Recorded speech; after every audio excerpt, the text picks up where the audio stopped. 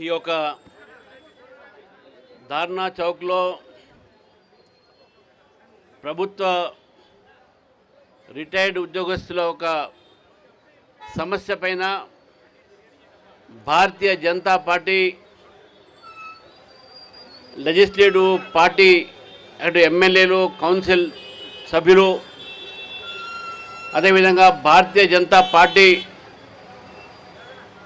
గతంలో ఇదే ఒక స్థానంలో ప్రభుత్వ ఉద్యోగస్తుల ఒక సంబంధించినటువంటి సమస్య పైన పోరాడి ఆ రోజు ప్రభుత్వానికి మేము చెప్పినాము, మీకు 2 నెలల సమయం ఇస్తున్నాము, రిటైర్డ్ ఎంప్లాయీస్ సంబంధించినటువంటి వాళ్ళ రిటైర్మెంట్ బెనిఫిట్స్ని వెంటనే చెల్లించాలి, లేకపోతే భారతీయ జనతా పార్టీ ఉద్యమిస్తుందని చెప్పేసి.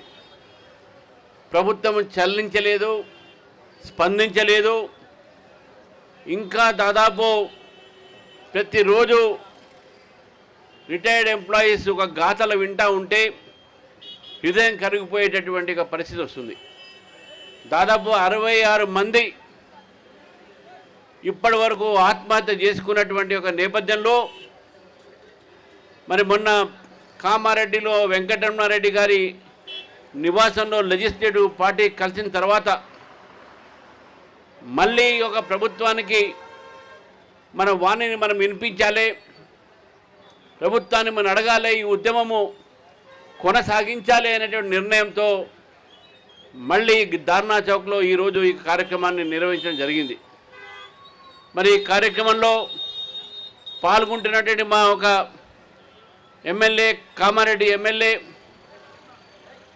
మరి వెంకటరమణారెడ్డి గారు, మా ఎమ్మెల్సీ కొమరే గారు, మరి మాజీ BC commission chairman, MBC commission chairman, BC commission chairman Krishnamohan గారు, అదేవిధంగా శ్రీనివాస్ గారు, కృష్ణ యాదవ్ గారు, శ్రీవర్ధన్ గారు, ఎన్వి సుభాష్ గారు, వేదికని అలంకరించిన అందరూ కూడా, ఎందుకంటే సమయం కూడా చాలా తక్కువగా ఉంది కాబట్టి వేదికను అలంకరించిన మా మిత్రులందరూ కూడా పేరు పేరున నమస్కరిస్తూ, పత్రికా విలేకరులకు, పత్రికా మిత్రులకు, ఇక్కడ విచ్చేసినటువంటి రిటైర్డ్ ఎంప్లాయీస్కు అందరికీ కూడా ఈ యొక్క కార్యక్రమంలో మీరు పాల్గొన్నందుకు ముందుగా మీ అందరికీ ధన్యవాదాలు తెలియజేస్తూ, మరి ఈరోజు చూస్తూ ఉన్నాం మిత్రులారు, ఈరోజు తెలంగాణలో మన ముఖ్యమంత్రి గారు గడ్డపార పెట్టి బయలుదేరారు.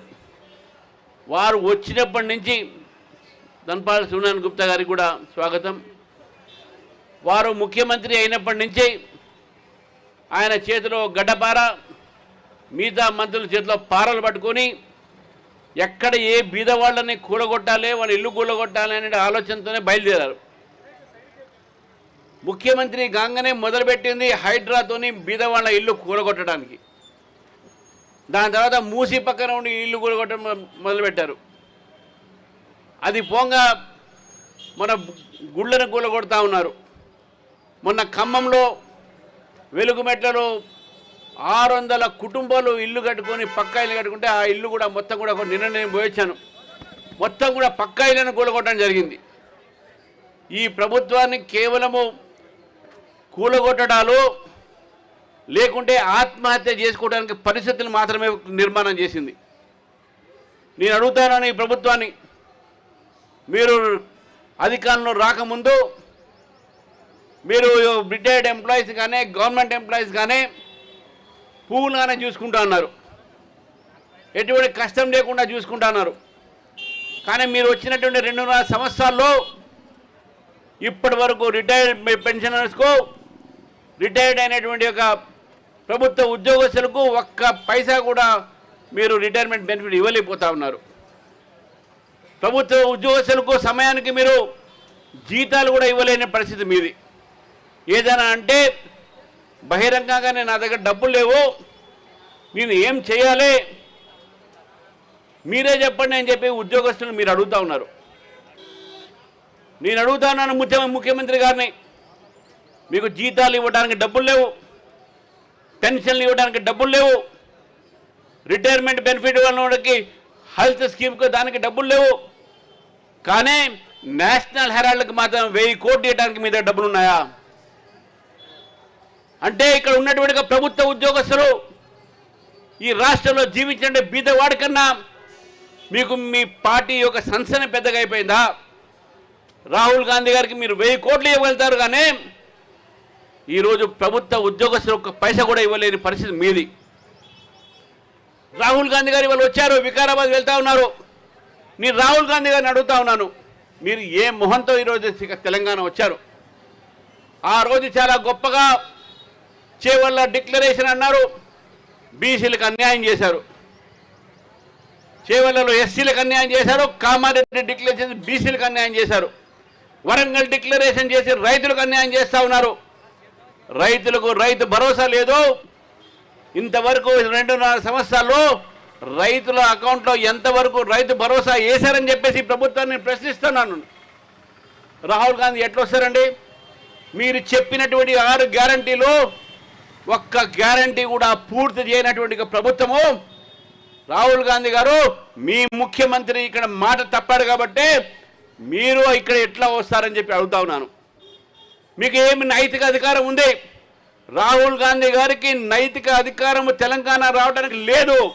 ఎందుకంటే వారి పార్టీ సంబంధించిన ముఖ్యమంత్రి మాట తప్పుతున్నారు కాబట్టి.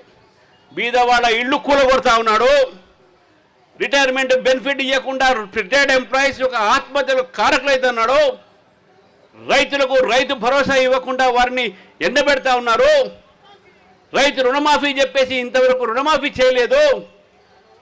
ఏ మొహంతోనే మీరు ఈరోజు తెలంగాణకు వచ్చారని చెప్పి అడుగుతాను రాహుల్ గాంధీ గారిని.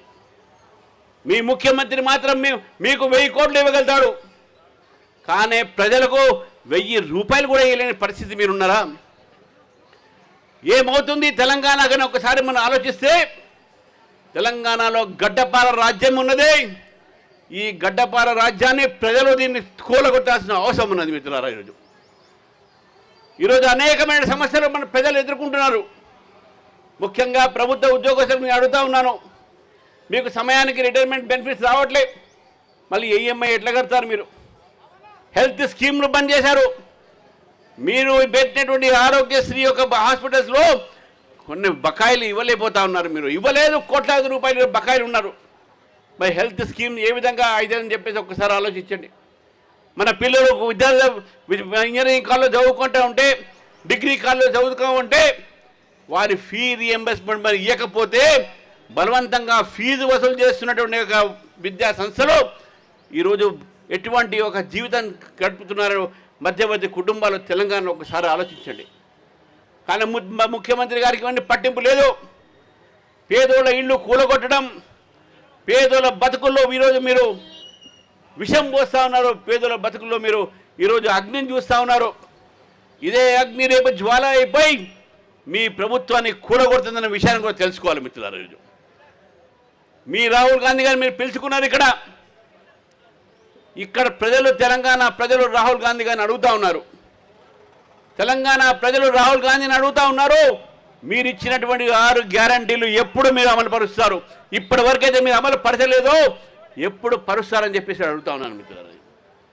కాబట్టి ఈ సమస్య ఒక కుటుంబ సమస్య కాదు, ఇది యావత్ తెలంగాణ సమస్య. ఈరోజు తెలంగాణలో పనిచేస్తున్నటువంటి ప్రభుత్వ ఉద్యోగస్తుల సమస్య ఇది. రేపు ఇక్కడ ఉన్నటువంటి పనిచేస్తున్నటువంటి ఉద్యోగస్తులు కూడా రేపు మాపో రిటైర్మెంట్ అవుతారు. రిటైర్మెంట్ అయితే మీ పరిస్థితి ఏమిది ఒక్కసారి ఆలోచించండి. ఈరోజు ఇక కాంగ్రెస్ ప్రభుత్వం వచ్చినప్పటి నుంచే మొత్తం అవినీతి పెరుగుతూ ఉన్నది.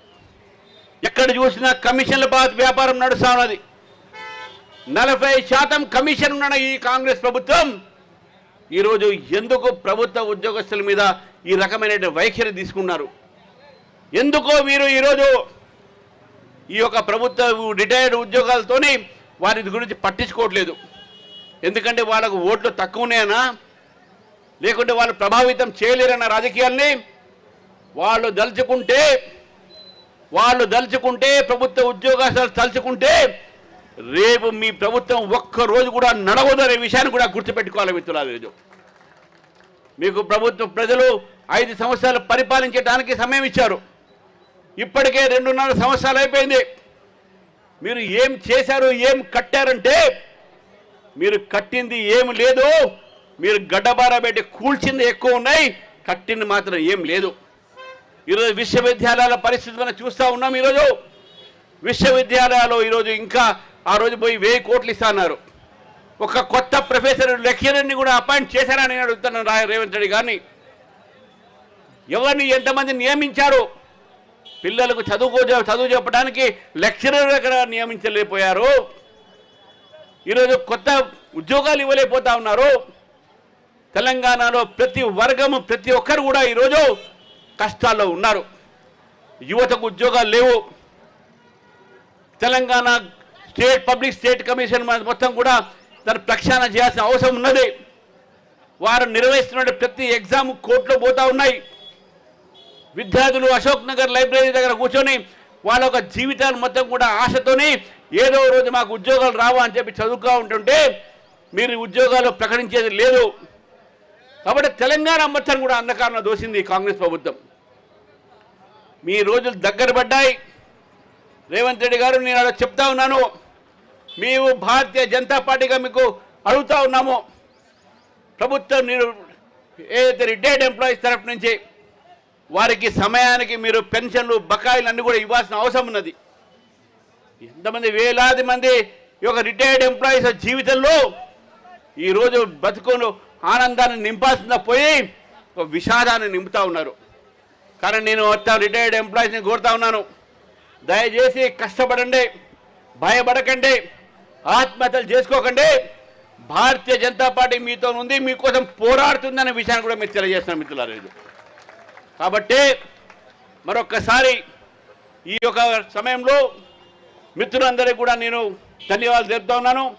చాలా పెద్ద సంఖ్యలో రిటైర్డ్ ఎంప్లాయీస్ ఇక్కడ వచ్చారు. చాలామంది చూశాను ఇక్కడ.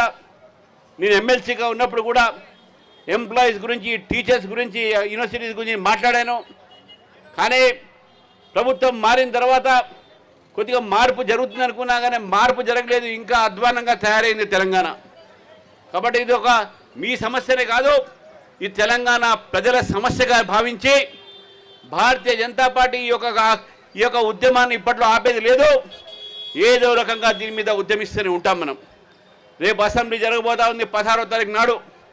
మా ఎమ్మెల్యేలు, మా ఎమ్మెల్సీలు హౌస్లో తప్పకుండా ఈ విషయం పైన మాట్లాడతారు. ఇదే విషయం కాదు, మొన్న జరిగినటువంటి ఒక నాగర్ కర్నూల్లో కుమ్మర గ్రామంలో జరిగినటువంటి సంఘటన మీద, ఖమ్మంలో జరిగినటువంటి వెలుగుబట్ల సమస్య మీద,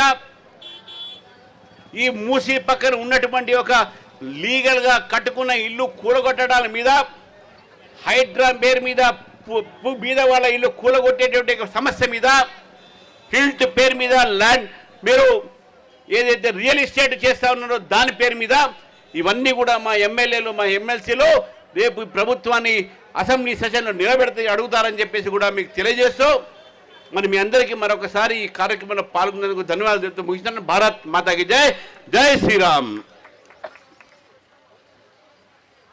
భారతీయ జనతా పార్టీ ప్రజా సమస్యలు అలాగే ఉద్యోగుల యొక్క సమస్యలను ముందుండి మన భారతీయ జనతా